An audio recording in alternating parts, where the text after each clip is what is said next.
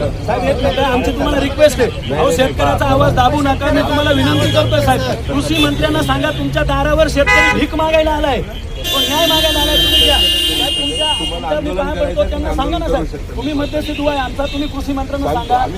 अहो त्यांना नरिमन पॉईंटला फिरायला वेळ आहे, आमचं निवेदन घ्यायला वेळ नाही. साहेब आहे ना, आम्ही बसण्यात येत नाही, आम्ही थांबलो ना. आपल्याला विनंती हा थोडे आम्ही सांगतो, तुम्ही काळजे साहेबांनी सांगितल्यावर आम्ही एक शब्द सुद्धा बोललो नाही. आम्ही डेलिगेशन पाठवून नाही पण त्यांनी वेळ दिलेली साहेब, मग त्यांनी वेळ दिलेली आम्हाला 10 वाजे. आम्ही सांगतो साहेब, आपल्या अधिकाऱ्यांनी सांगितल्यावर एक सुद्धा शब्द काढला नाही विचारा. त्यांनी सांगितल्यावर आम्ही एक शब्द काढले साहेबांनी विचारा. निवृत्ती बाबा मराठी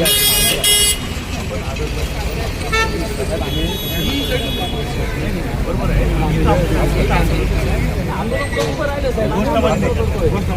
कृषी मंत्र्यांना सांगा ना, बाहेर पत्र घ्या. आम्हाला सांगण्यापेक्षा त्यांना सांगा ना साहेब. नाही नाही, मग त्यांना पत्र घ्यायला बोलवा ना.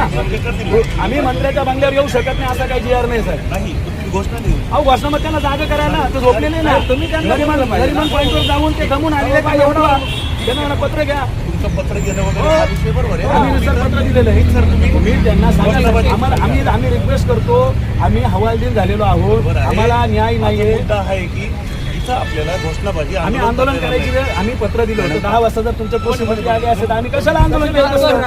त्यांना सांगा, त्यांना बोलवा. साहेब त्यांना बोलवा तुम्ही.